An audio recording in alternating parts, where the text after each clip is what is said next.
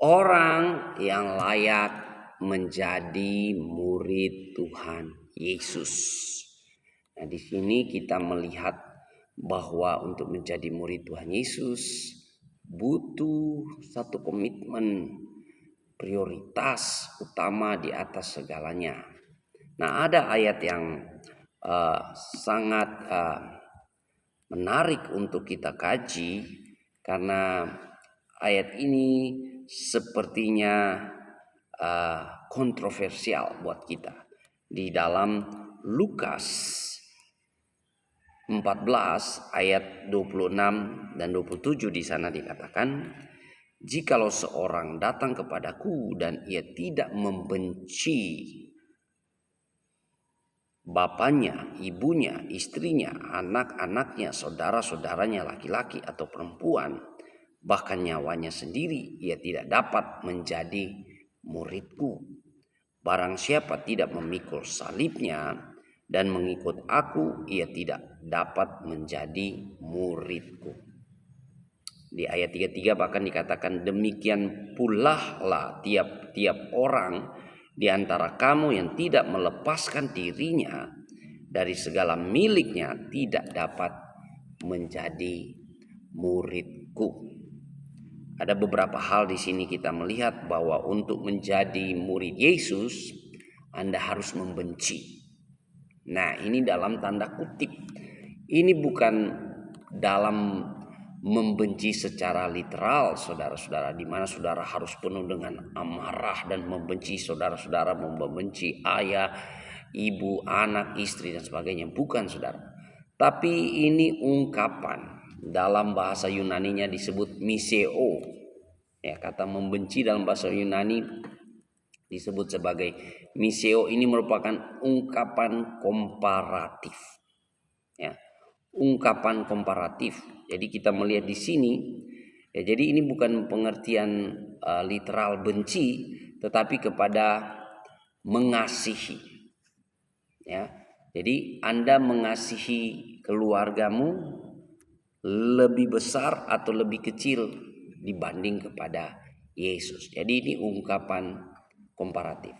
Jadi orang kalau mau ikut Yesus, dia harus mengasihi Yesus di atas segalanya, termasuk keluarganya. Itu maksudnya, ya. Jadi pengertian benci di sini, ya, Yesus tidak mengajarkan kebencian, ya. Yesus mengajarkan bagaimana mengikut Yesus, mengutamakan Yesus di atas segalanya. Dan di sini dikatakan, barang siapa tidak pikul salibnya dan mengikut aku, ia tidak dapat menjadi murid. Untuk jadi murid Tuhan Yesus, Anda harus pikul salib. Artinya ada komitmen penuh. Ya, komitmen penuh, konsistensi, kesetiaan, pengabdian untuk saudara mengikut Yesus. Dan yang ketiga di sini dikatakan, demikian pula lah tiap-tiap orang di antara kamu yang tidak melepaskan dirinya dari segala miliknya tidak dapat menjadi muridku. Orang yang menjadi murid Yesus menyadari bahwa dirinya adalah murid Yesus, adalah milik Yesus. Dirinya sudah ditebus oleh Yesus, sudah dibayar lunas, sehingga totalitas hidupnya adalah milik kepunyaan Yesus, termasuk harta, termasuk segala kepunyaannya. Orang yang menjadi murid Yesus menyadari bahwa kalau dia dipercayakan harta, dipercayakan kelimpahan dan berbagai macam keberhasilan, itu hanyalah anugerah, itu hanyalah titipan yang dipercayakan Tuhan kepada kita. Jadi orang yang menjadi murid Yesus harus mengasihi Yesus di atas segalanya, itu dengan kata membenci. Dan orang yang mau menjadi murid Yesus harus pikul salib, harus komitmen, harus mengabdi, dan harus setia, tekun, ya, memprioritaskan Yesus di atas segalanya. Dan Yang ketiga, dia menyadari bahwa hidupnya adalah milik Tuhan.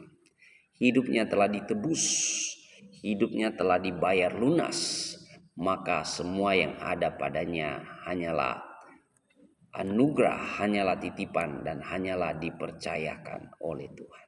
Dengan demikian, ketika Anda memahami pengertian ini menjadi murid Tuhan Yesus, saya percaya Anda akan menjadi murid Tuhan Yesus yang militan, yang sungguh-sungguh, yang tekun berpegang pada ajaran Yesus, dan setia menantikan kedatangan Tuhan Yesus yang kedua kali. Puji Tuhan, Tuhan Yesus baik. Silakan di subscribe channel Pendeta Raymond Mantik, di follow, dikasih jempolnya, dan silakan dibagikan pemberitaan-pemberitaan firman Tuhan ini. Saya percaya pasti jadi berkat. Tuhan Yesus memberkati.